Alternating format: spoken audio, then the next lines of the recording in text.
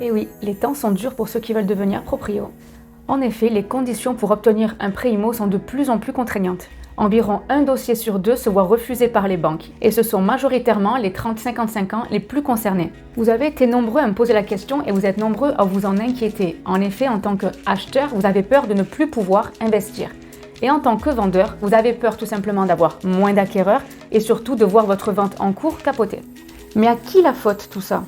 J'ai décidé de vous faire un petit point dans cette vidéo afin de vous rassurer.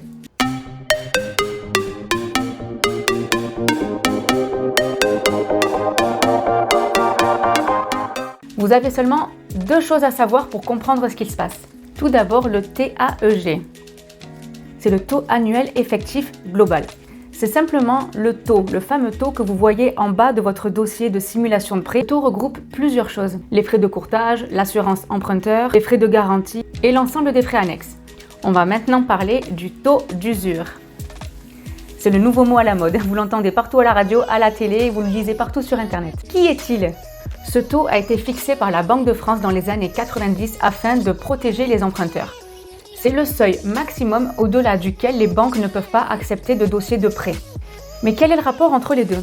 Alors tout simplement, votre TAEG ne doit jamais dépasser le taux d'usure, sinon votre dossier est automatiquement rejeté. Alors oui, ça a toujours été le cas, sauf qu'avec l'inflation que nous subissons depuis ces derniers mois, les TAEG ne cessent d'augmenter de semaine en semaine, alors que le taux d'usure, lui, est revu une fois tous les trimestres. Il y a une bonne nouvelle dans tout ça, c'est que l'AFIB, l'Association française des intermédiaires en banque assurance, a demandé à réévaluer ce taux afin de rendre la demande de crédit plus accessible. Alors sachez que la prochaine revalorisation de ce taux d'usure est prévue ce 1er octobre 2022. Alors que faire en ce moment si vos dossiers sont rejetés ? J'ai quand même 3 solutions à vous apporter d'ici là. Première solution, lorsque vous êtes avec votre banque, demandez à diminuer le délai de crédit, si bien sûr votre taux d'endettement le permet.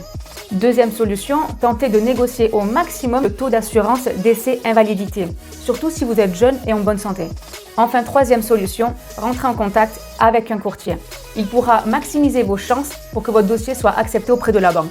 Un courtier a de forts leviers de négociation auprès des banques. Vous l'aurez compris, acheteur, il va falloir bétonner votre dossier. Et s'il vous plaît, ne faites pas perdre de temps aux vendeurs. N'allez pas faire une visite de biens si vous n'avez contacté aucune banque au préalable. J'espère vous avoir rassuré. Si vous n'avez rien compris, n'hésitez pas à me contacter. J'espère avoir été claire. Et n'oubliez pas, si vous ou quelqu'un de votre entourage cherche à vendre ou un projet immobilier, je serai ravie de l'accompagner dans son projet. À bientôt!